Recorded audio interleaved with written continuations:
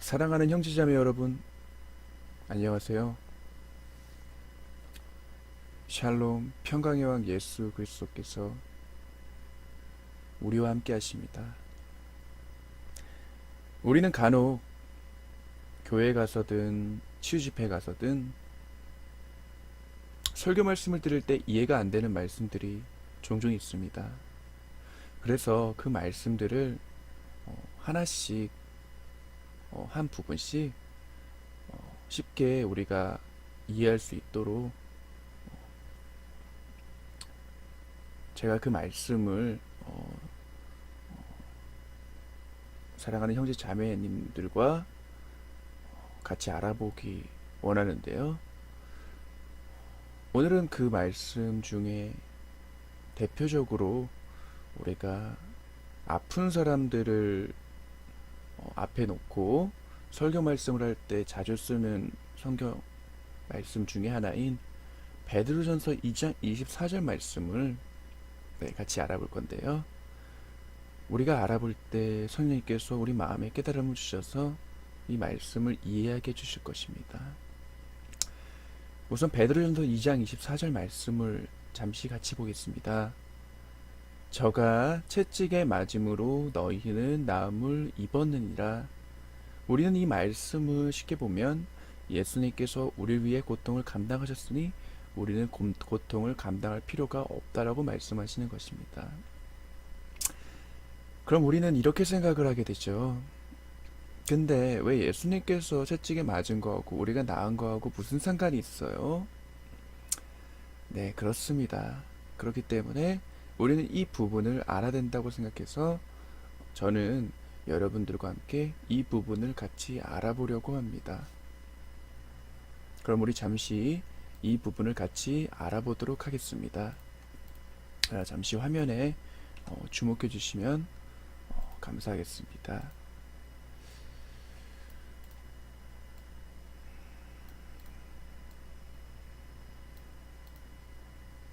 네, 여기 동그라미 하나, 둘, 세 개가 있는데요.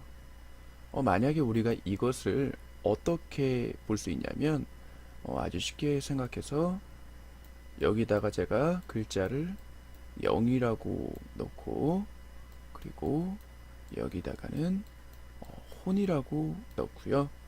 여기다가는 6이라고 넣어보도록 하겠습니다. 자, 이제 이 0과 혼과 6이 있는 곳이 어디냐면 제가 이 부분을 조금 더 쉽게 설명을 해보겠습니다. 자, 이 0과 혼과 6이 있는 곳이 바로 0, 혼, 6이 있는 곳이 바로 우리 사람 안에 이 세 가지가 존재한다고 보시면 되겠습니다. 그래서 0과 혼과 6이 존재할 때 아까 보았던 베드로전서 2장 24절 말씀, 이 말씀이 바로 여기에 존재의 의미를 두고 얘기를 하는 것입니다. 자, 그럼 이 말씀을 잠시 고정해 놓고 이 그림을 통해서 무엇을 얘기하는지 한번 생각해 보도록 하겠습니다. 자, 실제로 이렇게 사람에게는 영과 혼과 육이 존재하고 있습니다. 근데 우리가 알아야 될 건 이 말씀을 보면 이 말씀은 실제로 어떤 사람이 내게 이 말을 할 때 그 말은 보이지가 않습니다. 그러면 그 보이지 않는 말이 어디서 왔는지 보니까 성경에서는 그 말이 마음에서 왔다고 하는데요. 그러면 우리는 성경 말씀을 그대로 따라가 보면 마음에 가득한 것을 입으로 말함이라고 했습니다. 그럼 마음에 가득한 것은 무엇이길래 그것을 우리가 입으로 말을 하는지 보았더니 예수님께서 이런 말씀을 하셨습니다. 내가 너희에게 이르는 말이 곧 영이요 생명이니라 라고 하셨는데요. 그럼 여기서 말씀하시는 이 말은 곧 생명이 되고 그 말은 곧 영이 된다고 보시면 됩니다. 여기서 우리가 주의해서 봐야 될 건 예수님께서 하신 말이 생명이고 영이라는 것이지, 만약에 마귀가 우리에게 어떤 말을 했다, 그럼 그것은 영은 맞지만 그 말은 죽음이 되는 겁니다. 왜냐하면 성경에서 보면 마귀는 우리를 도둑질하고 죽이려고 왔다고 성경에 적혀 있고요. 예수님은 우리를 살려주시려고 이 땅에 오셨다고 성경에 적혀 있기 때문입니다. 자, 이제 이 말을 우리가 영이라고 보고요. 이제 이 영이 사람에게 들어갔을 때 어떤 일이 이루어지는지 지금 이 말씀이 그대로 해주고 있는 겁니다. 자, 이것을 우리가 조금 더 한번 쉽게 생각을 해보겠습니다. 자, 이 사람이 영이 없는 상태에서 혼과 육이 있었다고 한번 생각을 해보겠습니다. 그러면 이 사람에게 현재 영의 존재는 없고 혼과 육의 존재만 있다고 볼 수 있겠죠. 그러면 이 혼은 우리의 생각을 나타내고요. 육은 우리의 육체를 나타냅니다. 그러면 영이 없는 상태에서 혼과 육이 있는데 어떻게 이것이 사람이 되냐고 의문이 들 수 있는데, 여기서의 영은 하나님의 영인 성령을 얘기하는 거고요. 여기서 영이 없다는 것은 하나님의 영이 없는 상태로 그 혼과 육이 존재하는 상태이기 때문에, 여기서의 영이 없다는 것은 곧 하나님의 영이 없는 상태이기 때문에 악한 영의 지배를 받는다고 보시면 됩니다.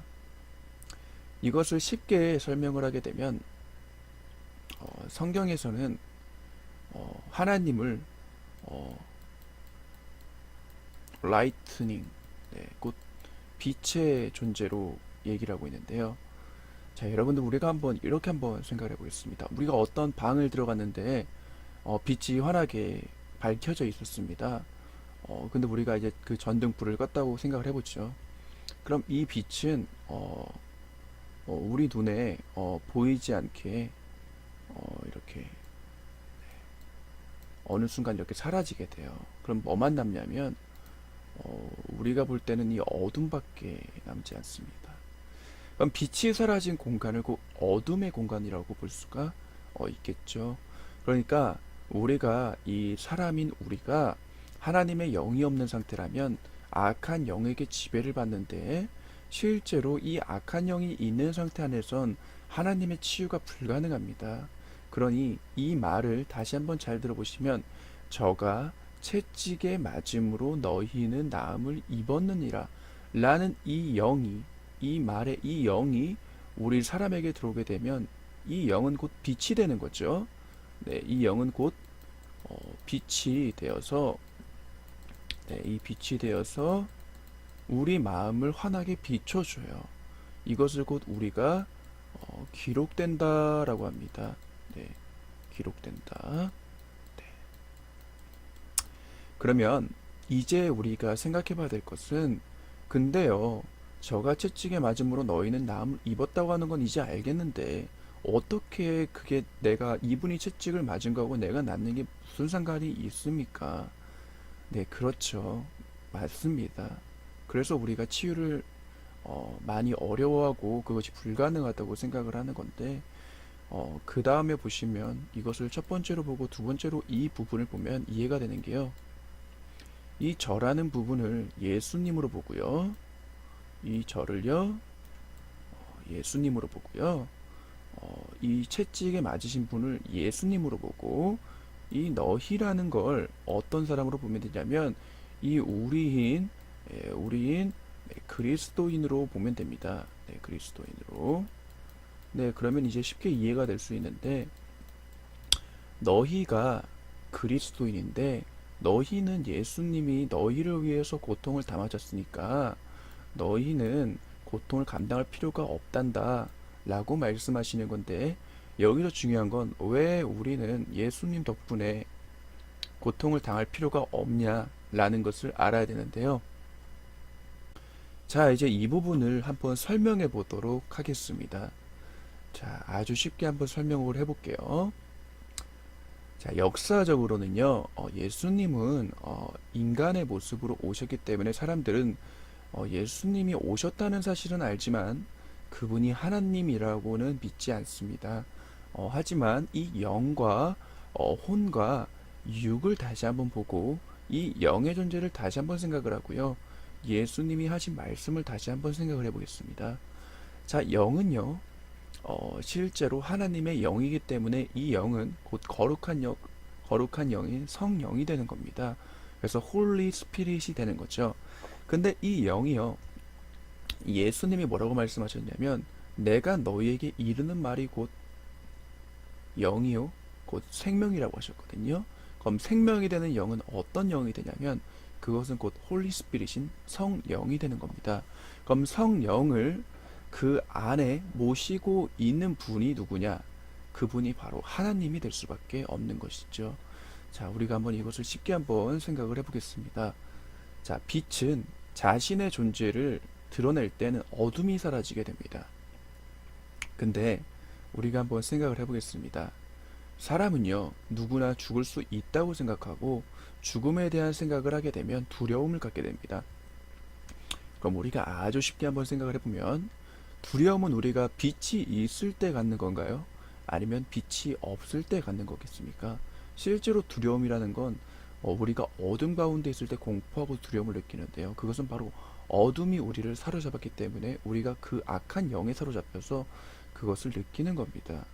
하지만요, 만약에 악한 영이 아니라 하나님의 영인 성령이 있을 때 어둠 가운데 사람이 있다 하여도, 즉 밤길을 홀로 걸어도 두렵지가 않다는 소리입니다.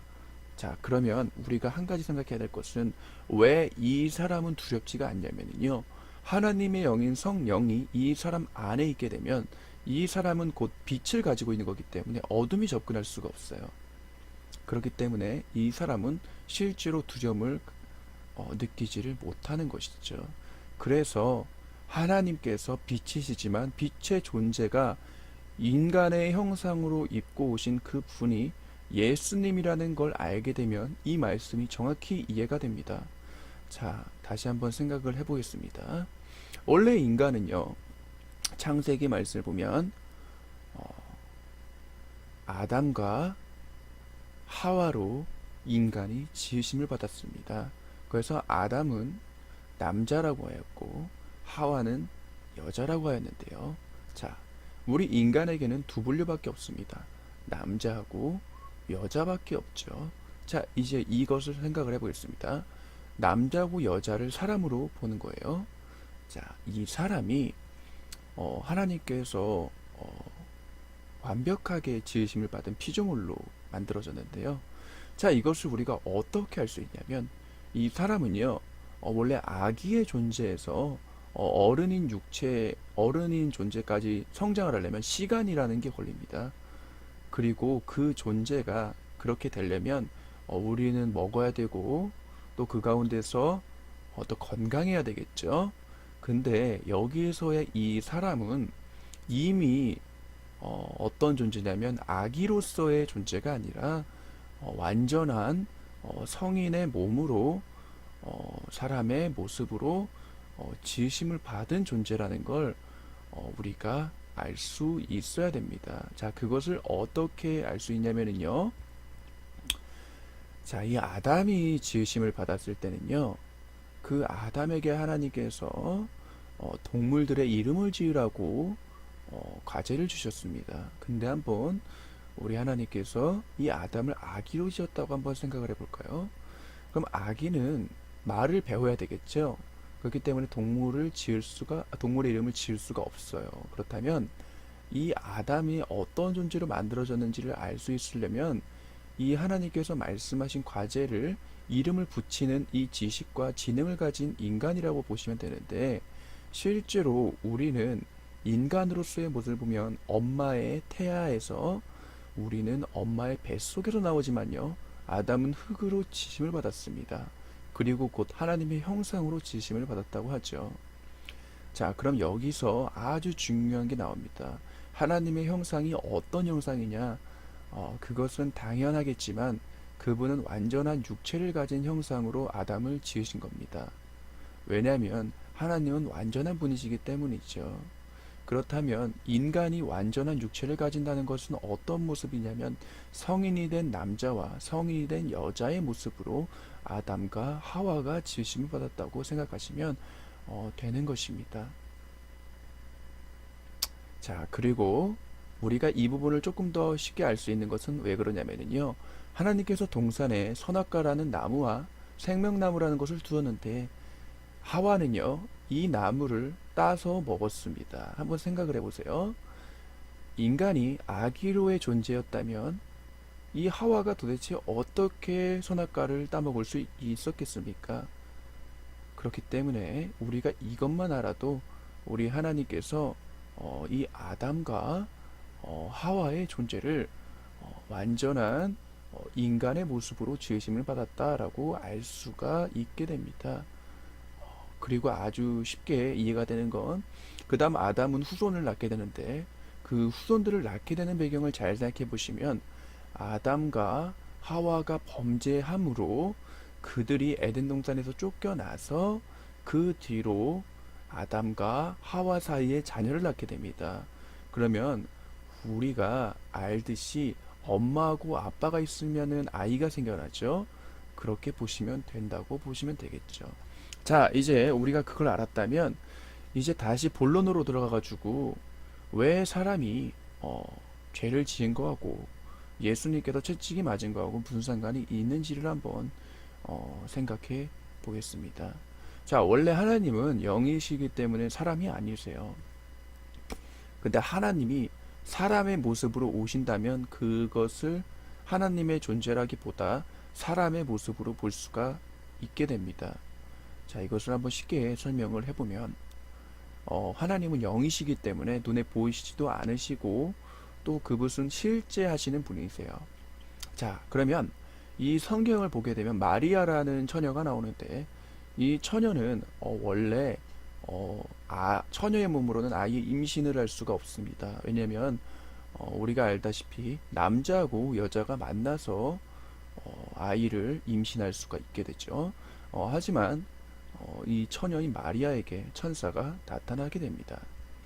천사가 축복받은 여자여, 너에게 아이가 생길 것이다 라고 했는데 그 아이가 바로 예수님이 되는 겁니다. 그래서 성경에서는 성령으로 잉태되어라고 합니다. 그러니까 한마디로 말하면 사람의 씨로 된 것이 아니라 하나님의 말씀으로 된 성령으로 그, 어, 그 여자의 자궁 안에 들어와서 인간의 모습으로 출생을 하게 되신 거죠.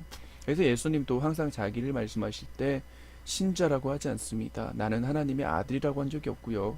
항상 인자라고 말씀하셨죠. 곧 자기를 부인한 겁니다. 자, 이제 자기를 부인했기 때문에 이분을 사람으로 볼 수가 있습니다. 자, 이 사람으로 볼 수 있는 이 예수님이 자, 이제 십자가 형벌을 지으시려고 채찍질을 당하시고 십자가에 가서 못 박히게 되시고 곧 죽으시게 되십니다. 자, 이제 이 부분을 이해하려면 우리가 구약의 아브라함과 하나님께서 언약을 맺으신 사건으로 돌아가 보도록 하겠습니다. 네, 아브라함은 하나님과 하나의 언약을 맺게 됩니다.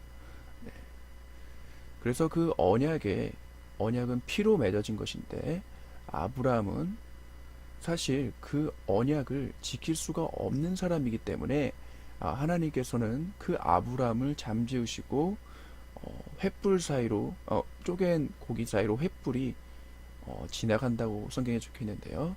즉 하나님께서 스스로 언약을 맺으신 겁니다. 근데 그것은 어떤 언약이었냐면 인간으로서는 정말 말도 안 되는 엄청난 축복이 되는 언약이 되는 게요. 원래 언약을 맺는다는 건요. 두 사람이 있으면은 한쪽도 언약을 맺고 다른 한쪽도 맺는데 하나님께서는 자신만 그 언약을 지키도록 하셨다는 것입니다. 자, 그리고 이제 이 이스라엘의 법도를 한번 생각하시면 아주 쉬운데요. 자, 이 이스라엘은요, 범죄를 한 인간의 모습이기 때문에 하나님께서는 제사 의식을 만들었습니다. 그 제사 의식 중에 하나가 유월절에 너희는 어린 양을 내게 가져오라. 그러면 그 어린 양을 가지고 내가 너희 죄를 사하겠다. 지금 무슨 말이냐면 우리가 이제 인간이기 때문에 죄를 범죄할 수밖에 없는 인간이기 때문에 우리 하나님께서는 그 인간이 쉽게 죽는 것을 볼 수가 없으셨죠. 그래서 동물의 피로 그 언약을 맺으신 겁니다. 그래서 이 동물을 가지고 너희 죄를 감당하겠다. 그래서 너희가 이 동물을 내게 가져와서 이 동물을 너희가 죽이면 너희 죄가 이 동물에게 쏟아지기 때문에 너희는 죄가 없다. 그래서 이 사랑의 하나님께서 그렇게 구약으로 하셨는데 이 예수님께서 이 십자가에서 죽으신 것을 우리가 어떻게 이해할 수 있냐면 자 이제 그 예수님께서 죽으시는 이제 시대를 보면요 그때 이스라엘 절기로서는 유월절이 됩니다. 그래서 예수님은 유월절 절기에 맞게 채찍질을 당하시고 십자가의 고통을 당하시고 죽으셨는데 그때 그 당시에 이스라엘에서 제사장은 어떻게 하고 있었냐면 그때 유월절에 어린 양을 잡고 있었다는 소리죠. 그래서 어린 양이 죽으심을 당했을 때 곧 예수님이 어린 양이 되셔서 십자가에 죽으셨죠. 자, 근데 예수님은 어, 영이신 하나님이시기 때문에 사실 이 하나님은 죽으실 수가 없는 분이에요. 근데 이분이 죽었어요. 근데 이분이 죽을 수가 없기 때문에 육체로는 죽었죠. 그래서 원래는 원래대로 하면 인간은 죄를 짓고 죽으면 지옥에 가게 됩니다. 왜냐하면 죄가 있는 곳엔 하나님이 계실 수가 없기 때문에 즉 빛이 없는 곳엔 어둠밖에 안 남죠. 자, 그래서 우리가 잘 생각해 보면 예수님은 그러면 죽어서 바로 하늘에 올라갔냐? 그렇지 않습니다. 예수님께서 하신 예언을 들어보면요. 내가 죽고 나서 사흘 뒤에 부활을 할 거다 했는데요. 그럼 사흘 동안 어디 계셨냐면요. 그분은 지옥에 계셨다고 볼 수가 있겠습니다. 그것을 아주 쉽게 볼 수 있는 거는요. 자, 이 하나님이신 예수님은 인간의 죄를 감당하셨기 때문에 이분께서는 죄를 지은 인간의 모습으로 지옥에 갈 수밖에 없었어요. 하지만 십자가에서 이런 말씀을 하십니다. 아버지, 제 영을 아버지 손에 맡깁니다. 자, 이 영인, 하나님의 영인 성령이 하나님 품에 올라갑니다. 자, 근데 하나님이신 예수님이 지옥에 가시게 된 건 인간의 죄를 감당하시기 때문이죠. 하지만 인간의 죄를 감당하신 예수님한테 마귀가 아무리 죄를 찾으려고 해도 찾을 수가 없는 것은 이분이 하나님이시기 때문에 마귀로서는 도저히 죄를 찾을 수가 없습니다. 자, 이제 이 놀라우신 사랑을 다시 한번 생각해서 베드로전서 2장 24절 말씀으로 돌아가 보도록 하겠습니다. 자, 예수님께서 채찍에 맞으심으로 믿는 너희는 나음을 입었느니라. 자, 이제 이 말씀을 이해해 보도록 하겠습니다. 자, 예수님께서 채찍에 맞았습니다. 이제 왜 나음을 입을 수밖에 없었는지를 한번 생각해 보도록 하겠습니다. 자, 예수님께서는 죽고 나서요, 실제로 사흘 뒤에 부활하셨습니다. 그래서 갈릴리 바다에 베드로에게 나타나셨죠. 자, 이제 아주 쉽게 한번 생각을 해보겠습니다. 예수님은 죽음에 붙들릴 수 없는 하나님이셨기 때문에 그분은 부활을 하셨고 인간의 모습으로 갈릴리 바다에서 그 베드로에게 나타났습니다. 그리고 12제자에게도 보이셨죠. 그리고 대다수의 많은 사람들에게 보이셨습니다. 그 기간을 정확히 40일이라고 합니다. 자, 그리고 그분이 부활하신 육체를 가지고 하늘로 올라가게 됩니다. 그리고 이분께서 말씀하신 게 있습니다. 약속하신 성령이 오시기 전까지는 너희는 기도를 하고 있어라 라고 하셨는데요. 자, 이제 오순절 날이 되어서 사도행전에 오순절 날이 되어서 약속하신 성령이 제자들에게 기름 부으심을 받게 됩니다. 자, 이제 제자들은 약속하신 성령을 받게 되었습니다. 자, 여기서 중요한 건요. 성령이라는 의미를 아주 중요하게 여겨야 되는 건 성령은 곧 하나님의 영이기 때문에 하나님께서 계시지 않는 곳이라면 성령 또한 계실 수가 없다는 겁니다. 자, 그렇다면 제자들이 받은 성령은 곧 마귀가 아무리 이 제자들에게 죄를 주장하고 싶어도 하나님께서 그 안에 계시기 때문에 마귀로서는 도저히 이 제자들에게 죄를 주장할 수가 없다는 겁니다. 자, 이제 아주 쉽게 되었죠. 자, 그러면 아주 쉽게 이 제자들이 이제 복음을 선포하게 됩니다. 자, 이제 베드로가 이런 말을 하게 됩니다. 너희는 죄사함을 받고 성령을 선물로 받으라라고 했는데요. 자, 이 죄사함을 받는 건 어떻게 받을 수 있고 성령을 선물로 받는 건 또 어떻게 받을 수 있냐면요. 이건 쉽게 말해서 예수님께서 너를 위해서 십자가에서 고통을 당하셨다. 즉 너의 죄를 사해 주시려고 그분께서 너의 죄를 감당하셨다. 그러니까 네가 그 말을 믿는다면 너는 죄인이 아니라 의인의 모습으로, 즉 하나님 앞에서 의롭다 하심을 받음으로써 너에게는 성령님께서 오실 수가 있는데, 성령님께서 오시게 되면 마귀는 너한테 네가 어떤 죄를 지었다 할지라도 하나님께서 너의 안에 계시기 때문에 마귀는 너한테 죄를 주장할 수 없다. 그럼 마귀로서 오는 질병이나 고통 또한 너에게 올 수가 없다라고 하실 수가 있는 것이죠. 그래서 다시 한번 베드로전서 2장 24절 말씀을 돌아가서 보면요. 저가 채찍에 맞음으로 너희는 나음을 입었니라 라는 이 말씀 하나는 얼마나 엄청난 말씀이냐면 바로 이 말씀이 이 사람에게 빛으로 이 영이 이 안에 들어가게 되면요. 자, 바로 이 하나님의 이 말씀이 이 영이 바로 이 사람의 안에 들어가게 되면 어떤 일이 일어나게 되냐?